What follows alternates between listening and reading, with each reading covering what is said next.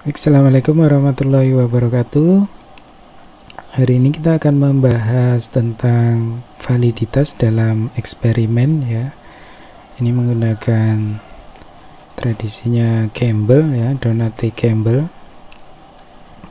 Bukunya saya pikir sudah paham semua ya kalian, sumbernya ya, Sadis Cook and Campbell, Experimental and Quasi Experimental Design ya for General Causal Inference. Baik, kita mulai langsung saja ya. Validitas dalam eksperimen.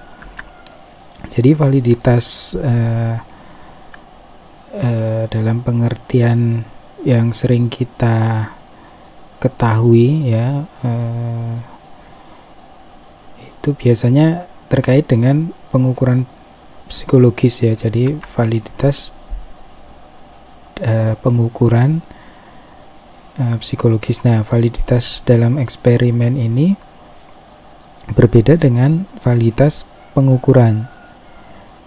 Nah, kalau validitas pengukuran itu adalah intinya sejauh mana sebuah alat ukur psikologis itu dapat dipercaya gitu ya, mengukur apa yang seharusnya diukur. Nah, ada beragam tipe ya validitas ini, validitas pengukuran psikologis. Ada validitas isi ya, atau content validity. Ada validitas berdasarkan kriteria ya, atau criterion related validity. Validitas construct atau construct validity. Nah, ada juga validitas menurut the standards ya, atau the standards for educational and psychological testing. Ini sering disingkat jadi the standards gitu. Jadi konsorsiumnya APA, AIRA dan NCMA itu mempunyai buku ya, yang judulnya The Standards for Educational and Psychological Testing ya. Jadi komite standar pengukuran pendidikan dan psikologi gitu ya.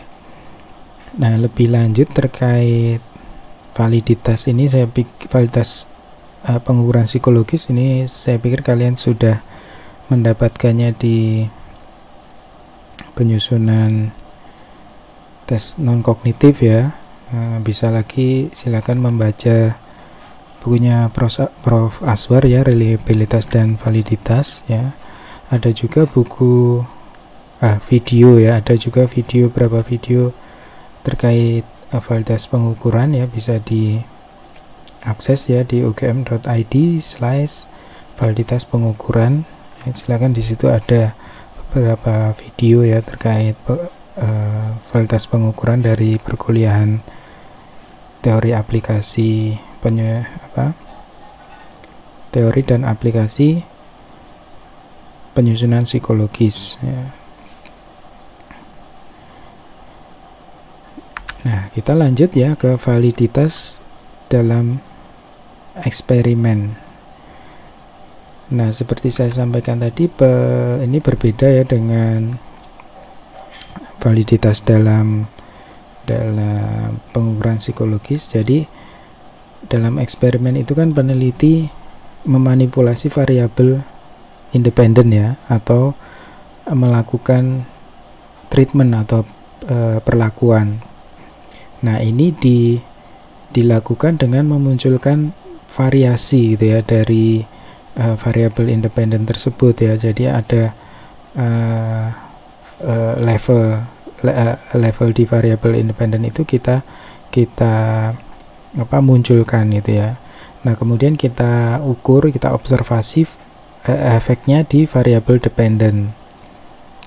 Nah, setelah mendapatkan data tadi ya, pengukuran di variabel dependen, kemudian peneliti melakukan analisis data statistik ya, dan membuat kesimpulan gitu dari hasil analisis tersebut. Nah, validitas dalam eksperimen ini ya, menurut Campbell itu adalah the approximate truth of an inference gitu ya. Jadi perkiraan kebenaran sebuah inference atau sebuah kesimpulan gitu. Jadi ketika kita menyatakan sesuatu itu valid ya, maka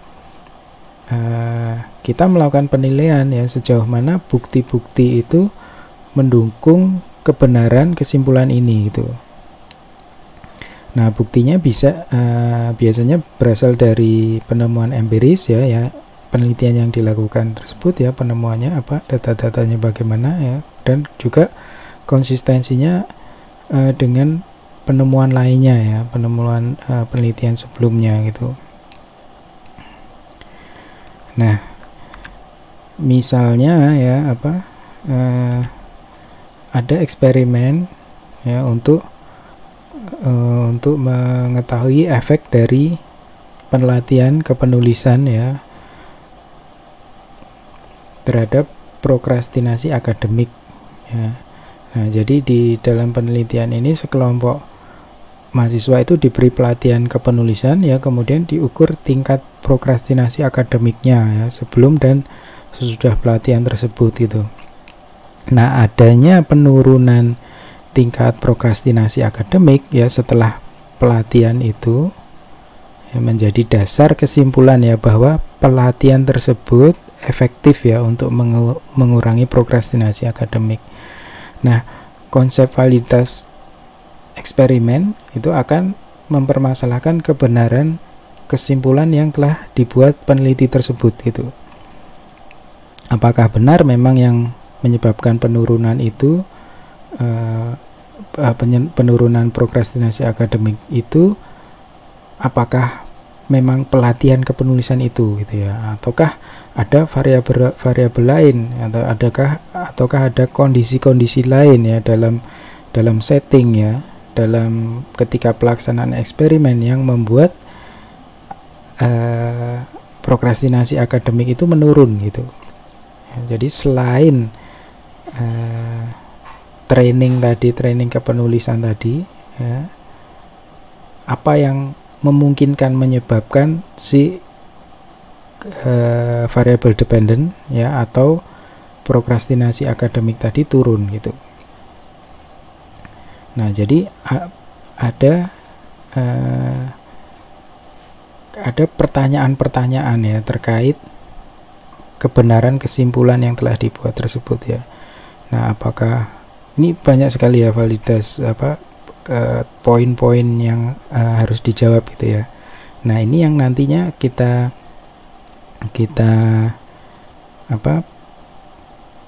diskusikan di masing-masing ancaman terhadap validitas ya. Ini akan selanjutnya akan kita masuk ke sana. Jadi konsep validitas eksperimen itu mempermasalahkan kebenaran kesimpulan yang telah dibuat tersebut gitu ya. Kesimpulan dari hasil eksperimen itu, apakah memang kesimpulan tersebut benar atau tidak gitu ya. Nah, beberapa catatan terkait validitas dalam eksperimen ya. Jadi validitas di sini tentu saja melibatkan penilaian manusia ya yang rentan terhadap kesalahan. Jadi validitas itu tidak bersifat absolut ya, tidak bersifat menetap ya atau ya absolut gitu ya, tapi bersifat tentatif ya, sementara ya, dan berupa perkiraan. Jadi kalau ada bukti-bukti lain nanti bisa kesimpulan itu ditolak ya, bisa aja gitu ya. Nah, validitas itu merupakan atribut ya, properti ya dari kesimpulan ya, bukan dari metode atau dari rancangan ya, rancangan atau desain ya. Jadi desain rancangan yang sama dalam kondisi berbeda bisa menghasilkan kesimpulan inferensi atau kesimpulan yang berbeda. Nah, jadi ini terkait validitas itu juga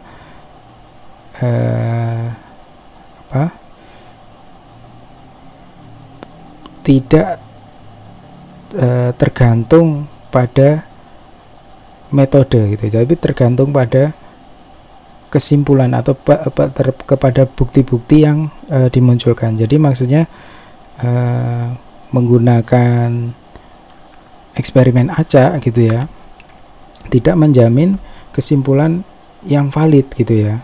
Jadi harus didukung dengan bukti-bukti terkait prosedur ya, misalnya yang prosedur yang baik ya, yang ilmiah sesuai kaidah, sehingga dia bisa menjamin bahwa ini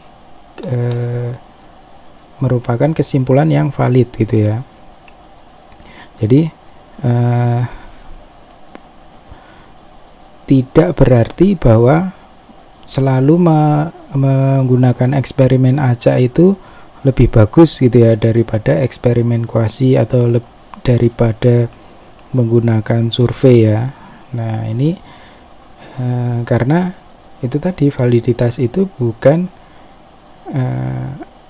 properti dari metode atau desain gitu ya, tapi tergantung dari bukti kesimpulan itu gitu ya. Ini bukan berarti kalau pakai eksperimen acak berarti jaminan itu valid, itu tidak seperti itu ya. Jadi tergantung bukti-bukti atau